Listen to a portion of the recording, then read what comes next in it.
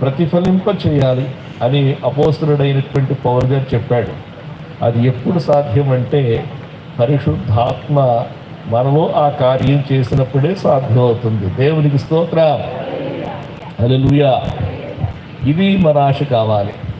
పరలోకానికి మనమే ఒక ప్రతిబింబంలా కనబడాలి. దేవుని స్తోత్రం. దేవుని వాక్యంలో ఉంది, దేవుని రాజ్యము భోజనము పానము కాదు. ముందడు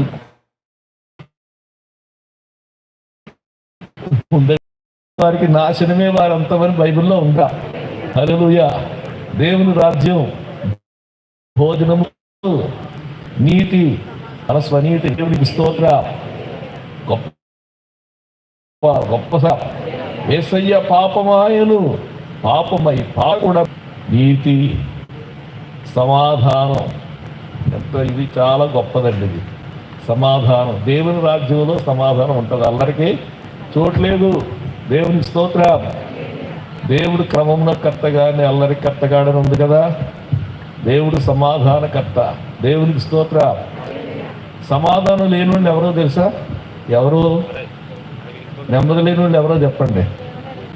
దుష్టులకు నెమ్మది ఉండదని ఉంది బైబిల్లో. దేవునికి స్తోత్రం. దుష్టులకు నెమ్మది ఉండదు. జలములు, సముద్ర జలములు బురదను బయటికి తెచ్చినట్లుగా దుష్టులు ఏం చేస్తారంటే అలాంటి జీవితాన్ని బయటికి తెస్తారని చెప్పి యెషయా భక్తుడు చెప్తాడు. దేవునికి స్తోత్రం కలుగును గాక. సమాధానము పరిశుద్ధాత్మలో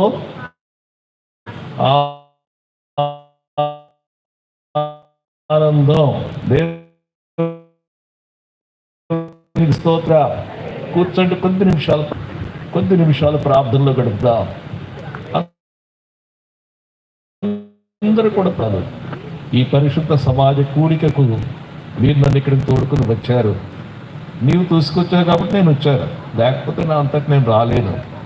నీవు ఆకర్షించావు కాబట్టి నేను వచ్చాను. నీ సన్నిధిలోకి వచ్చాను ప్రభువా.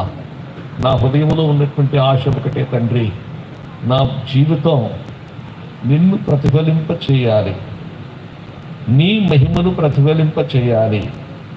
నా జీవితం పరలోక రాజ్య ప్రతిబింబముగా ఉండాలి.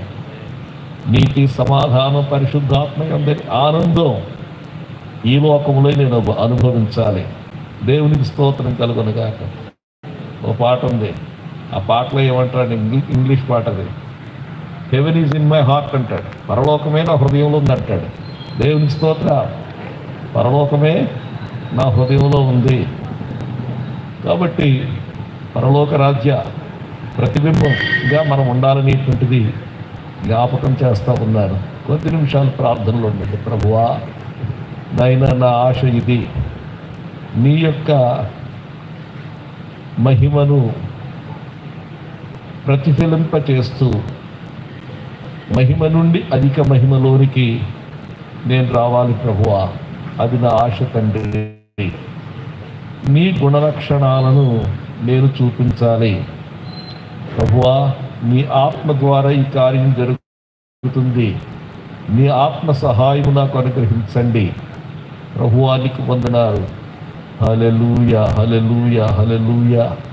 ఒకవేళ క్రీస్తు యొక్క జీవితాన్ని, క్రీస్తు యొక్క మహిమను మనం ప్రతిఫలింప చేయకపోతే మనలను బట్టే కదా ఆయన నామం అన్యజనుల మధ్య దూషింపబడుతుందని వాక్యంలో ఉంది. వద్దు, నిన్ను బట్టి ప్రభు నామం దూషింపబడకూడదు. నీ జీవితం ప్రభు నామం దూషింపబడడానికి కారణం కాకూడదు. నీ జీవితం క్రీస్తు యొక్క మహిమను ప్రతిఫలింప చేయాలి, ప్రతిబింబింప చేయాలి. హల్లెలూయా. దేవునికి మహిమ. స్తోత్రం. దేవునికి స్తోత్రం కలుగునుగాక. ఏర్పాటు చేయబడినటువంటి ఈ కూడుకు కొరకు మేము స్తుతిస్తున్నాం. కూడుకులో మీ వాక్యాన్ని విస్తారంగా ప్రకటింపజేసి ఆత్మ రక్షణలో నడిపించి, నాయన బాప్తిస్మంలో నడిపించి